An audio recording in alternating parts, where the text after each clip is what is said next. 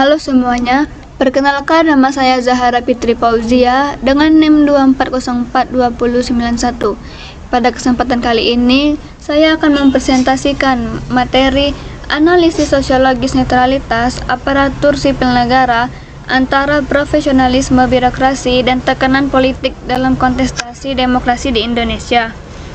Materi yang pertama yaitu pentingnya netralitas birokrasi, yang dimana ada 3 bagian.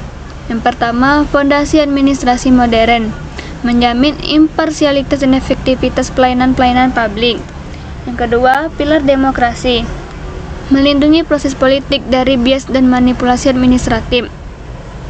Yang ketiga, isu krusial di Indonesia, terutama pasca pemilu 2024 dan menjelang pilkada 2024 sampai 2025, netralitas ASN menjadi sorotan utama. Materi selanjutnya, masalah utama politisasi birokrasi. Yang pertama yaitu definisi, penggunaan posisi dan sumber daya administratif untuk kepentingan politik praktis. Yang kedua, dilema ASN, terjepit antara loyalitas profesional kepada negara dan tekanan loyalitas kepada atasan politik. Yang ketiga, konsekuensi, merusak kepercayaan publik dan efisiensi birokrasi. Selanjutnya, materi birokrasi ideal Max Weber. Yang pertama, rasional legal, berdasarkan aturan hukum tertulis, hierarki jelas dan impersonal. Yang kedua, efisiensi, dirancang untuk mencapai tujuan organisasi secara objektif dan prediktif. Yang ketiga, imparsialitas, keputusan berdasarkan merit dan prosedur, bukan preferensi pribadi. Selanjutnya, realitas patrimonialisme baru di Indonesia. Yang pertama, formal dan informal. Secara formal mengadopsi birokrasi Webrian, namun secara informal masih kuatnya hubungan personalistik dan patronase. Yang kedua, tekanan politik. Pejabat pembina kepegawaian atau PPK seringkali figur politik yang menekan ASN untuk mendukung agenda politik tertentu. Yang terakhir, konflik peran ASN, memaksa ASN memilih antara integritas profesi atau netralitas atau kelangsungan karir atau loyalitas personal.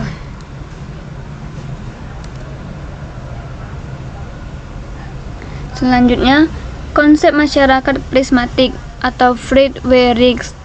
Yang pertama, transisi. Negara berkembang berada dalam fase transisi antara masyarakat tradisional dan modern. Yang kedua, tumpang tindih fungsi. Fungsi administrasi dan politik belum terpisah tegas, seringkali saling mengintervensi. Yang ketiga, norma ganda. Adanya formalisme atau aturan tertulis yang berbeda dengan realitas operasional atau praktik normal. Selanjutnya, intervensi politik dalam birokrasi di Indonesia, yang mana ada 3, yaitu yang pertama, mekanisme. Mutasi, rotasi, dan promosi jabatan seringkali tidak berbasis pada sistem merit murni, melainkan afiliasi politik. Yang kedua, dampak. Birokrasi kehilangan otonomi dan objektivitasnya dalam menjalankan tugas pelayanan publik. Yang ketiga, konsekuensi. Kebijakan publik menjadi bias, tidak responsif terhadap kebutuhan masyarakat dan rentan terhadap korupsi. Materi selanjutnya, dampak sosiologis, erosi kepercayaan dan stratifikasi. Erosi kepercayaan publik. Yang pertama, persepsi negatif. Masyarakat memandang akses terhadap layanan publik bergantung pada koneksi atau dukungan politik tertentu. Yang kedua, pudarnya legitimasi. Menurunnya kepercayaan terhadap institusi pemerintah dan integritas proses demokrasi secara keseluruhan.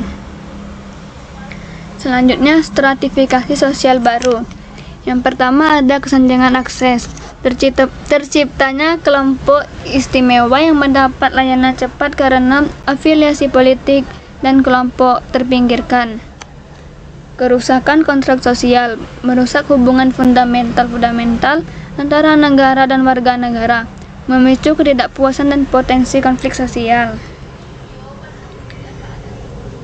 Selanjutnya, adapun solusi yang pertama, pemisahan jabatan politik dan administrasi. Reformasi regulasi. Yang pertama, pembatasan kewenangan. Membatasi secara hukum kewenangan pejabat politik dalam intervensi karir ASN secara subjektif. Yang kedua, klarifikasi batas. Menetapkan batas yang jelas antara ranah-ranah kebijakan politik dan ranah implementasi administratif. Selanjutnya, penguatan lembaga independen. Yang pertama, KSN, memperkuat independensi dan kewenangan Komisi Aparatur Sipil Negara sebagai pengawas netralitas utama. Yang kedua, taring hukum, memberikan kewenangan eksekusi yang lebih kuat untuk menindak pelanggaran tanpa intervensi politik. Solusi yang kedua, transformasi budaya melalui sistem merit digital. Yang pertama, sistem e-merit terintegrasi. Platform digital terpusat manajemen karir ASN yang transparan. Solusi yang kedua, transformasi budaya melalui sistem merit digital, yang mana sistem e-merit terintegrasi. Platform digital terpusat untuk manajemen karir ASN yang transparan. Selanjutnya, keputusan berbasis data kinerja objektif yang terekam dan dapat diaudit. Selanjutnya, kriteria objektif dan terukur. Standar kompetensi dan kualifikasi baku untuk setiap jabatan. Penilaian kinerja yang adil dan dapat dipertanggungjawabkan secara publik. Selanjutnya, pelatihan dan sosialisasi. Internalisasi dan nilai profesionalisme, integritas dan netralitas berkelanjutan. Peningkatan kesadaran ASN akan hak dan kewajiban menghadapi tekanan politik. Selanjutnya, pengawasan berlapis. Sinergi inspektorat atau KSN, ombudsman, dan partisipasi aktif masyarakat. Yang terakhir, mekanisme pengaduan yang responsif dan menjamin perlindungan pelapor. Solusi 3 yaitu perlindungan hukum dan whistleblowing. Yang pertama, mekanisme perlindungan hukum. Jaminan keamanan, memberikan perlindungan hukum yang kuat bagi ASN yang melapor intervensi politik. Selanjutnya, sanksi tegas, menerapkan sanksi administratif dan pidana bagi pihak yang melakukan intervensi politik terhadap ASN. Selanjutnya, whistleblowing sistem efektif. Yang pertama ada anonimitas, menjamin kerahasiaan identitas pelapor untuk mendorong keberanian normal. Yang kedua, respon cepat, memastikan setiap laporan ditindaklanjuti secara transparan dan akuntabel. Yang terakhir, budaya anti-intervensi, menjadikan intervensi politik sebagai pelanggaran integritas serius. Dapat saya simpulkan bahwa menuju birokrasi profesional dan imparsial, yang pertama bukan hanya hukum, tapi sosiologis. Tantangan netralitas berakar pada budaya patronase dan personalistik yang kuat dalam struktur birokrasi kita. Selanjutnya, jalan ke depan, penguatan sistem merit digital adalah kunci untuk memutus rantai intervensi politik melalui transparansi dan objektivitas berbasis teknologi. Yang terakhir, transformasi budaya, mewujudkan birokrasi Indonesia yang benar-benar profesional, imparsial, dan berorientasi sepenuhnya pada kepentingan politik. Demikian pemaparan tugas yang telah saya sampaikan. Semoga materi yang telah dijelaskan dapat menambah pengetahuan dan memberikan manfaat bagi kita semua. Saya mengucapkan terima kasih atas perhatian yang diberikan.